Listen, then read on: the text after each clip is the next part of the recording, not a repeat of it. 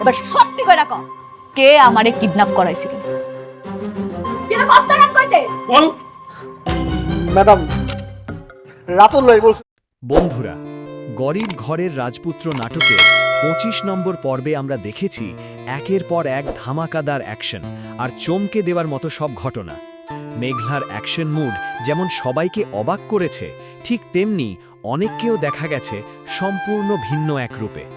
মনে হচ্ছিল বিশ্বাসঘাতক রাতুলের সব ষড়যন্ত্রের বিরুদ্ধে এবার মেঘলা ও অনেক একসাথে লড়াই শুরু করেছে। 25 নম্বর পর্বে আমরা দেখতে পেলাম অবশেষে অনেক জানতে পারে যে মেঘলাই আসলে সালিমা বিল্ডার্সের প্রকৃত মালিকিনী। এই সত্য জানার পর অনেক যেন পুরোপুরি হতভাগ হয়ে যায়, তার পায়ের নিচ থেকে যেন মাটি সরে যায়। এরপর অনেক যখন সালিমা বিল্ডার্স অফিসে গিয়ে মেঘলার সঙ্গে দেখা করতে চায়, তখন মেঘলার ম্যানেজার তাকে দেখা করতে দেয় না। অপমান আর হতাশা নিয়ে অনেক বাড়িতে ফিরে আসে। এরপরই নাটকে আসে আরও বড় ধামাকা। মানিক পুরোপুরি অ্যাকশন মুডে চলে যায়।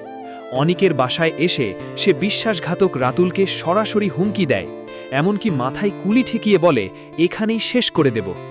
এই দৃশ্য দেখে রাতুল ভয় পেয়ে দ্রুত সেখান থেকে পালিয়ে যায়। অন্যদিকে মেঘলার ভয়ঙ্কর রূপও আমরা দেখতে পাই। যারা মেঘলাকে কিডন্যাপ করেছিল তাদের ধরে এনে মারধর করে সে সত্য বের করে আনে। তখন জানা যায় রাতুলই টাকা দিয়ে তাদের দিয়ে এই কাজ করিয়েছিল। তবে সত্য কথা বলার কারণে মেঘলা তাদের 1 লাখ টাকা দিয়ে ছেড়ে দেয়।